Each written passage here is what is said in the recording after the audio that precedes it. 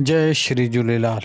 सतनाम साखी सिंधी समाचार राजस्थान में तव्हांजो स्वागत आहे। दोस्तों, अॼु ॻाल्हि कंदासीं कई पंचायतुनि में चंदे जो बोलबालो लोगो पे आहे त कई पंचायतुनि में मुखी कब्ज़ा करे वेठा आहिनि। कुझु पंचायतूं अहिड़ियूं आहिनि जेकी बिल्कुलु सवले नमूने हलनि पियूं।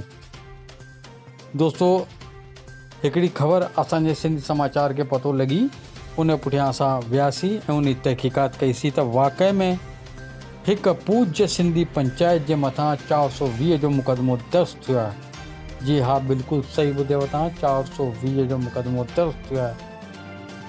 तमामु ई गंभीर ॻाल्हि आहे, तमामु ई शर्मसार ॻाल्हि आहे। इहा कंहिं पंचायत जे मथां 420 जो केस लॻणु, मुक़दमो लॻणु तमामु ई गंभीर ॻाल्हि आहे।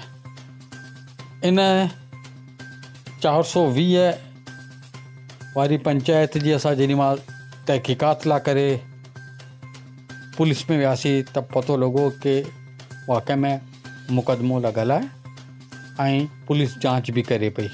बहरहाल इन मामले में जेॾीमहिल मुखी खां असां कुझु सवाल जवाब कयासीं त जवाबु ॻोल्हा।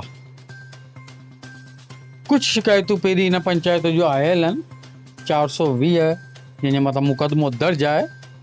कुझु शिकायतूं पहिरीं आयल आहिनि, कुझु डॉक्यूमेंट्स आयल आहिनि, कुझु पुठियां असांजी टीम लॻी पई आहे ऐं कुझु उते जे ई माण्हुनि चयो आहे कि कुझु कागर असां बि तव्हांखे जल्द ई प्रोवाइड कराईंदासीं।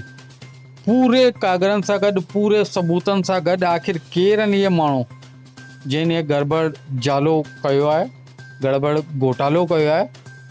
पूरे सबूतनि सां गॾु जल्द ई कंदासीं हिकिड़ो ख़ुलासो।